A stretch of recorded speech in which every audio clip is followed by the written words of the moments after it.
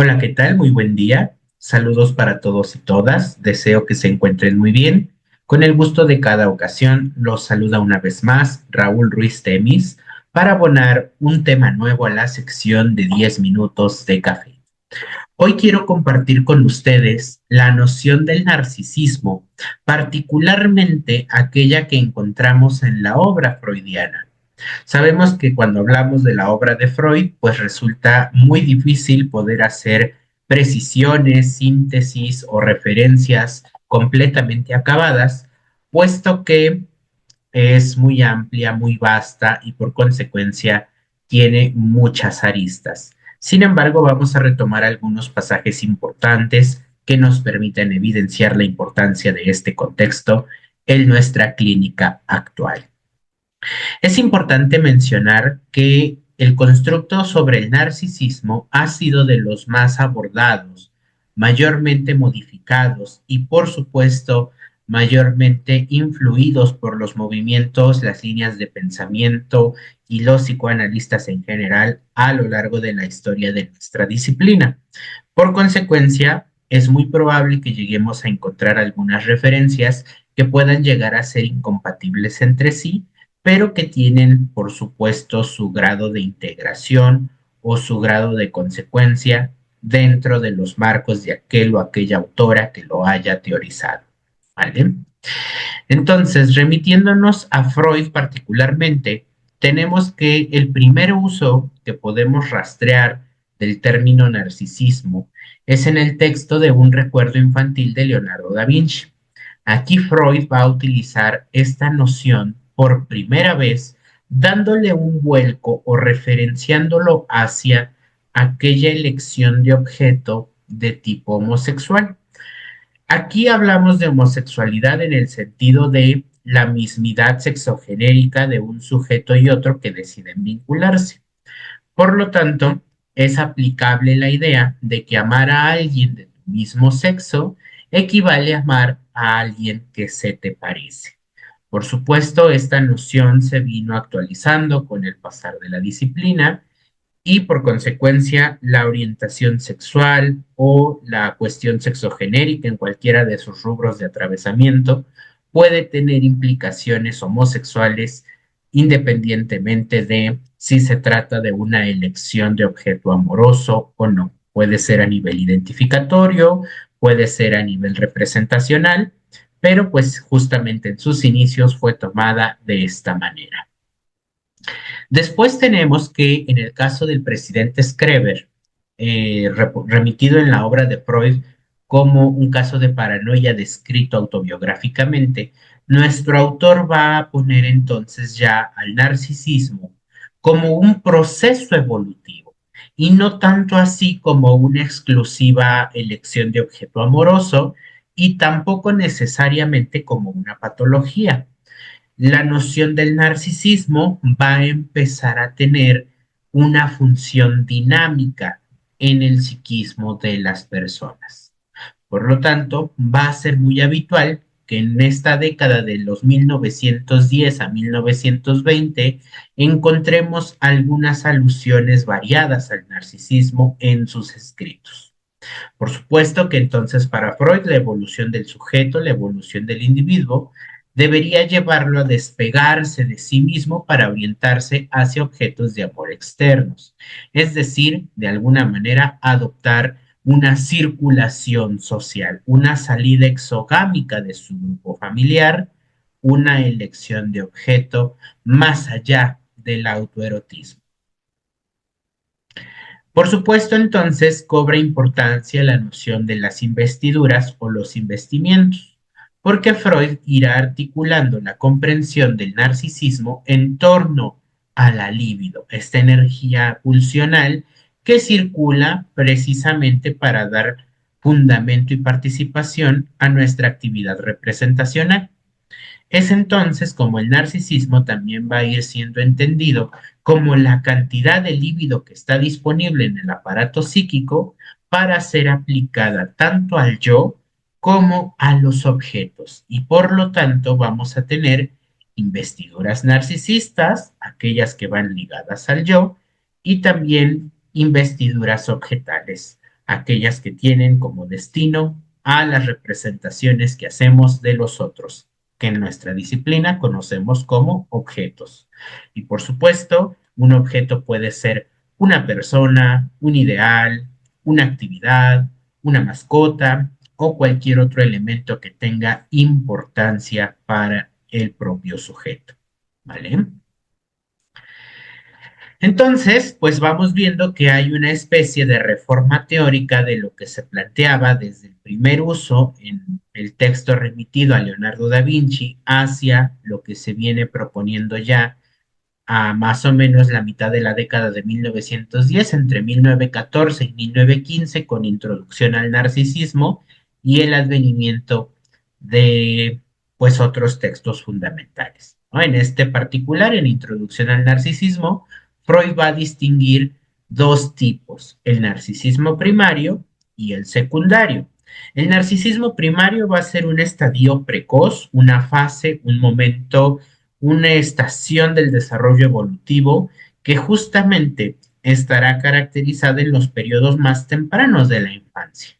Ahí el niño autoeróticamente se toma a sí mismo como objeto de amor y como no puede relacionarse con el mundo exterior en tanto tal porque está indiferenciado, la madre, su cuidador primario, aquel que le provee las necesidades suficientes para su supervivencia, va a encontrarse en un estado fusional con él, ¿no? Es un poco lo que conocemos hoy día como momentos simbióticos o fases simbióticas del desarrollo subjetivo.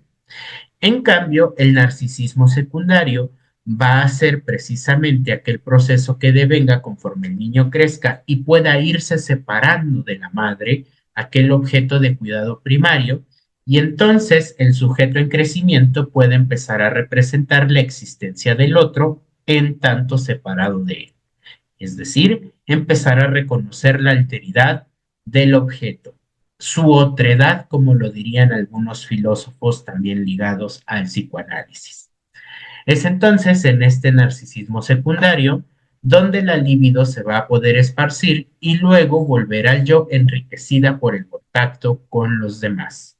Es decir, el narcisismo puede ser sujeto a investir y a desinvestir para nutrir al yo, por supuesto, en procura del crecimiento suficientemente bueno o salutífero del individuo. ¿Quién es un narciso entonces? Nos podemos hacer esta pregunta. Es muy común que incluso en las redes sociales escuchemos el término narcisístico como un elemento incluso peyorativo, como si fuera ligado a una cuestión malévola o de altos contenidos negativos, cuando en realidad un sujeto narciso o narcisístico o narcisista es ante todo aquella persona que se ha quedado en estadios primitivos de la evolución psíquica y que por lo tanto van a percibir al mundo exterior, a todo aquello que no es el mismo, como una extensión propia de sí, ¿no? Y entonces pueden aparecer ciertas relaciones utilitarias, ciertas relaciones explotatorias, ciertas defensas asociadas precisamente a esta imposibilidad de reconocer al otro en tanto otro y tomarlo únicamente como una extensión del sí mismo. Freud entonces nos va a estar explicando que es necesario que existan equilibrios entre los investimientos narcisísticos y los investimientos objetales para que de esta manera pueda devenir un progreso sano o suficientemente bueno a nivel individual y por supuesto social. Por consecuencia, la noción del narcisismo va a estar muy ligada a la de identidad, porque el yo de las personas se va a estar reforzando gracias a todos aquellos objetos externos que son interiorizados. Es decir, si usamos un poco terminología kleiniana, aquellas identificaciones introyectadas, aquellos rasgos pertenecientes a los otros que son adoptadas por el yo y que por lo tanto van a formar parte de todo ese haber de la experiencia subjetiva de nuestro sujeto en cuestión, y mediante un y venir de las investiduras de los objetos y por supuesto el intercambio de las investiduras narcisistas, se va a ir reafirmando la realidad interior en relación a la realidad exterior. Por consecuencia, la identidad se va a ir creando en este intercambio identificatorio. Nos va a decir entonces la autora de base que toma estos puntos de referencia que no toda cantidad de líbido debe volcarse en objetos externos, por supuesto. Una parte de la líbido circulante, una parte del narcisismo, tiene que permanecer ligada o dedicada al sujeto mismo. Y esto entonces permitirá que se desarrolle lo que conocemos como autoestima o psicoanalíticamente remitido como estima de sí. Tiene que ver con todo aquel elemento que da valor al yo y le permite hacer afronta a las exigencias del superyo, las demandas pulsionales y, por supuesto, las necesidades de la realidad externa. La influencia que tuvo este primer acercamiento freudiano a hablar sobre el narcisismo, a teorizar y a construir esta noción, precisamente abrió la puerta para que muchos teóricos posteriores a él pudieran trabajar la noción del funcionamiento psíquico y se pudieran esbozar también los entendimientos que hoy tenemos sobre las patologías narcisistas. Algunas aportaciones más conocidas y mejor aceptadas, otras quizá más encubiertas por la historia o incluso de poca utilidad para ciertos procesos vigentes de nuestra sociedad contemporánea, pero siempre valiosos para saber cómo se fue elaborando históricamente este constructo. De los más sobresalientes, por supuesto, tenemos a Abraham, quien utilizó la noción del narcisismo para poder establecer los fundamentos de lo que hoy conocemos como la teoría de las relaciones objetales en su multiplicidad, Karen Horney, Herbert Rosenfeld y por supuesto otros teóricos y teóricas como Otto Kemper, por ejemplo, que nos habla de un narcisismo maligno, y algunos que son un tanto más complejos para poder explicar la noción narcisística, como podría ser Kohut, e incluso los teóricos que han hablado sobre las perversiones narcisistas, como puede ser el caso de Alberto Eiger, o bien otros franceses no lacanianos y algunos lacanianos, por supuesto. Este tema es para invitarlos, por supuesto, al diplomado en Introducción al Psicoanálisis que estaremos iniciando el próximo 2 de abril en punto de las 7 de la noche. Van a ser nuestras asesorías, nuestros encuentros.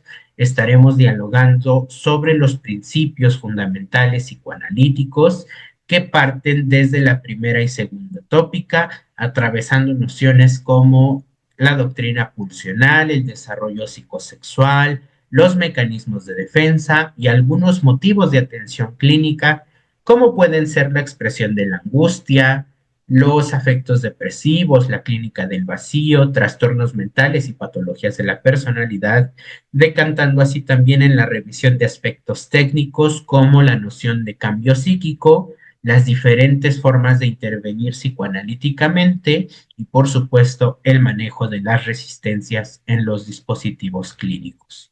Es un diplomado de 3 meses que está dirigido para todos aquellos que de alguna manera estén interesados en introducirse a la disciplina psicoanalítica y quieran afianzar las nociones fundamentales para después tomar una línea de especialización mucho más específica, o bien para aquellos que ya tengan alguna experiencia en algún campo psicológico y por supuesto quieran empezar a conocer el psicoanálisis como disciplina y por tanto tengan la noción fundamental de la manera de trabajar, evaluar, intervenir y por supuesto aplicar el psicoanálisis. Para más informes, detalles y por supuesto inscripciones pueden comunicarse al número que aparece en pantalla 33 11 95 0275 o bien visitar las redes sociales de Unifreud en Facebook, en YouTube, la página web www.unifreud.com para que puedan ver los descriptivos, el temario completo y por supuesto puedan empezar a unirse al grupo. Por ahora es todo de mi parte. Agradezco la atención que prestaron como cada ocasión. Se despide Raúl Ruiz, esperando que tengan un excelente día. Hasta luego y espero verlos en el grupo de estudios.